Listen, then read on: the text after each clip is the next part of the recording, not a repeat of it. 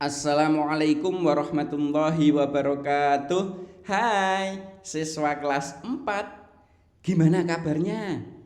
Baik semua kan? Sehat semua kan? Tidak ada yang sakit? Alhamdulillah. Kalian harus tetap menjaga kesehatan.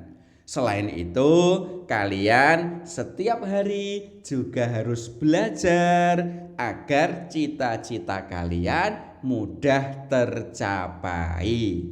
Oke ya, untuk siswa kelas 4, kemarin kita sudah melaksanakan penilaian harian untuk pelajaran 7. Sekarang kita memasuki ke pelajaran 8. Pelajaran 8 ini nanti akan membahas tentang mari berperilaku terpuji untuk bagian yang pertama. Bagian yang pertama perilaku terpuji nanti yaitu tentang gemar membaca dan pantang menyerah. Kalian gemar membaca? Kalian pantang menyerah? Apa pengertian gemar membaca dan pantang menyerah? Nah, ini nanti akan kita bahas. Sebelumnya, coba kalian amati gambar di bawah ini. Ini ada gambar seorang anak yang sedang membaca buku. Keterangannya, seorang anak sedang membaca buku. Ini merupakan contoh gambar orang yang gemar membaca. Berikutnya gambar yang kedua. Ini ada seorang anak yang akan berangkat sekolah, kemudian harus melewati sungai dan jalannya itu hanya ada bambu satu ini. Kemudian ada talinya di sini untuk pegangan. Kalian bayangkan. Nah, anak tersebut merupakan anak yang berangkat sekolah dengan menyeberang sungai. Anak ini pantang menyerah meskipun jembatannya hanya berupa satu bambu. Itu adalah gambar-gambar yang ada kaitannya dengan materi kali ini. Sekarang peta konsepnya. Peta konsep mari berperilaku terpuji itu yang pertama kita nanti akan memahami apa itu gemar membaca.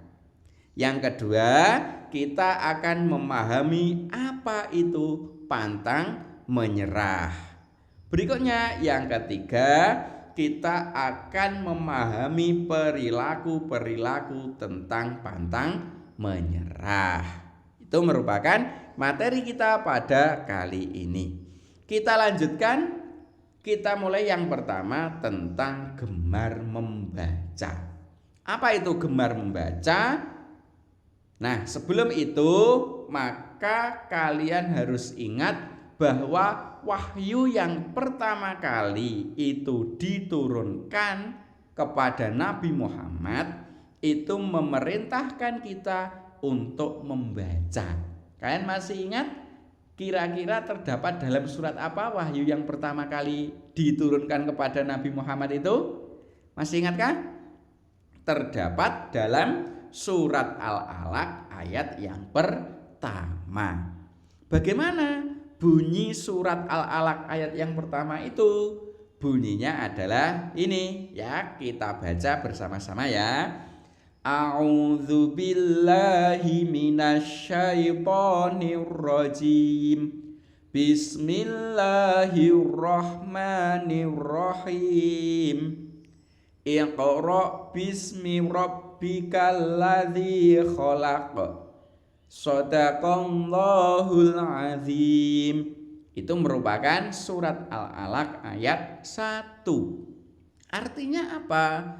Artinya adalah bacalah dengan menyebut nama Tuhanmu yang menciptakan.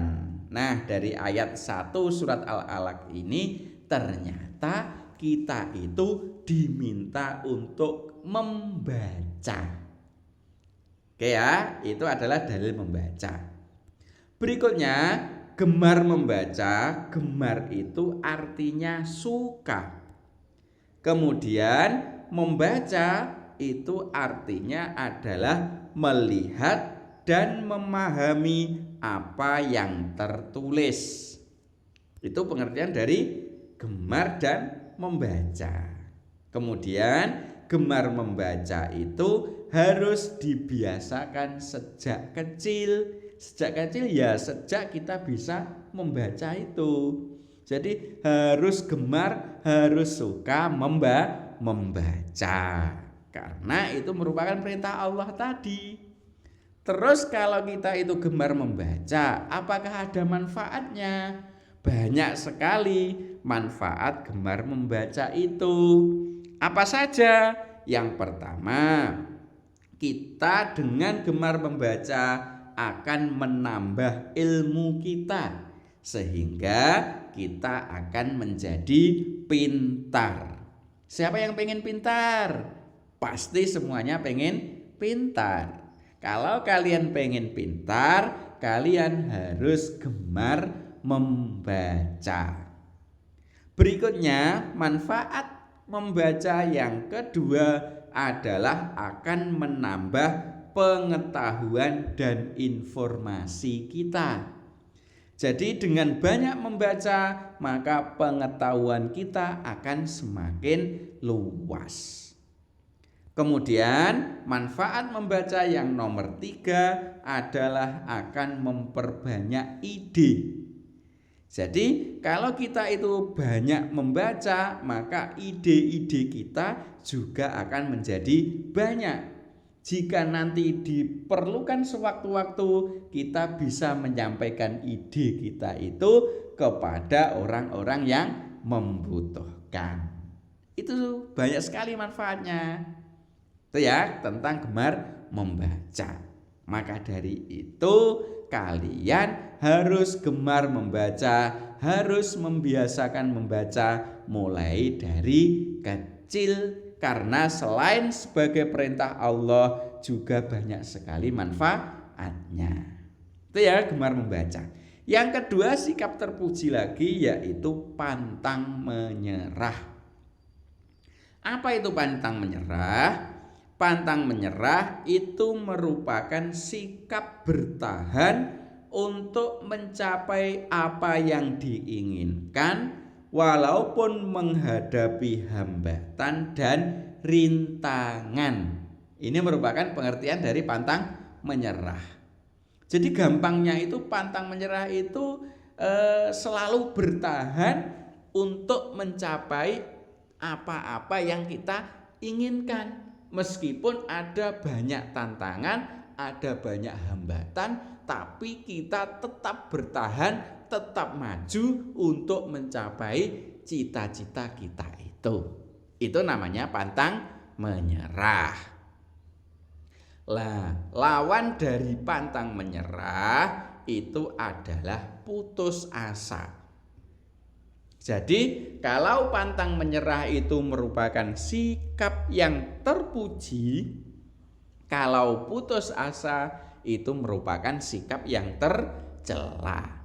Maka dari itu kita harus pantang menyerah dan kita tidak boleh putus asa. Berikutnya, anak yang pantang menyerah itu selalu bersyukur jika mendapatkan kesuksesan. Jadi kalau kita itu sukses, kita itu mendapatkan kesuksesan, kita harus bersyukur. Itu merupakan ciri dari anak yang pantang menyerah. Berikutnya, kalau menghadapi hambatan, maka kita harus selalu kuat dan bersabar serta tidak boleh putus asa. Ini adalah sikap yang harus kita perhatikan. Jadi kalau mendapatkan kesuksesan bersyukur, tapi kalau mendapatkan hambatan harus kuat, tetap bersabar dan tidak boleh putus asa. Kemudian apa ada dasarnya atau dalilnya pantang menyerah di dalam Al-Quran? Ada. Mana itu? Terdapat dalam surat Ar-Ra'd ayat 11. Bagaimana bunyi surat Ar-Ra'd ayat 11 itu? Ini adalah bunyinya. Ayo sekarang kita baca bersama-sama. A'udzu billahi minasyaitonir rajim. Bismillahirrahmanirrahim. Innallaha la yughayyiru ma biqaumin hatta yughayyiru ma bi anfusihim. Shadaqallahul azim. Ini adalah dalil dari pantang menyerah. Artinya apa ini? Artinya adalah sesungguhnya Allah itu tidak mengubah keadaan suatu kaum sehingga mereka mengubah keadaan yang ada pada diri mereka sendiri. Berdasarkan ayat ini, Allah itu tidak akan merubah diri kita kalau kita itu tidak mau berusaha merubah keadaan kita sendiri. Contohnya, Allah itu tidak akan membuat kita pintar kalau kita itu tidak mau berusaha untuk pintar. Jadi Allah itu tidak akan menjadikan kita pintar kalau kita tidak mau belajar. Itu intinya. Jadi kita itu harus pantang menyerah untuk belajar agar kita menjadi pintar. Karena Allah tidak akan memintarkan kita kalau kita tidak mau berusaha dengan sungguh-sungguh untuk pintar. Berusaha dengan sungguh-sungguh untuk pintar itu dengan cara belajar yang rajin. Itu pantang menyerah dalilnya.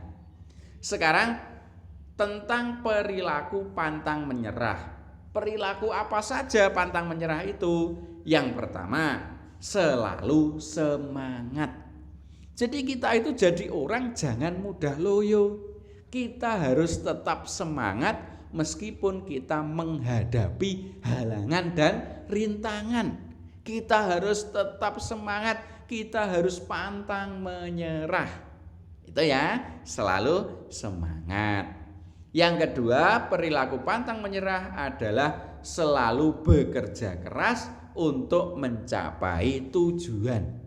Kerja keras kita sebagai pelajar ya belajar yang rajin agar tujuan kita, cita-cita kita itu mudah tercapai.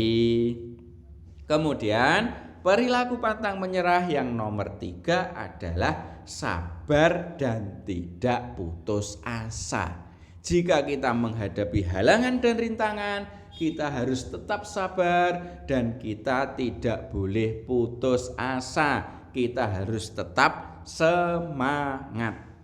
Yang keempat, perilaku pantang menyerah yaitu yakin bahwa di balik kesulitan pasti ada kemudahan. Ini yang harus kalian yakini benar-benar, bahwa di balik kesulitan yang kita hadapi pasti nanti akan ada kemudahan. Nah, itu adalah beberapa perilaku pantang menyerah. Kemudian kesimpulan kita pada materi kali ini, yang pertama, kita harus membiasakan gemar membaca sejak kecil. Karena selain membaca itu merupakan perintah Allah, juga banyak sekali manfaat dari membaca. Kemudian kesimpulan yang kedua, kita harus pantang menyerah meskipun menghadapi tantangan dan menghadapi rintangan yang sangat berat. Kita tidak boleh putus asa. Bisa kira-kira? Pasti bisa. Sementara itu, semoga bermanfaat. Saya akhiri. Assalamualaikum warahmatullahi wabarakatuh.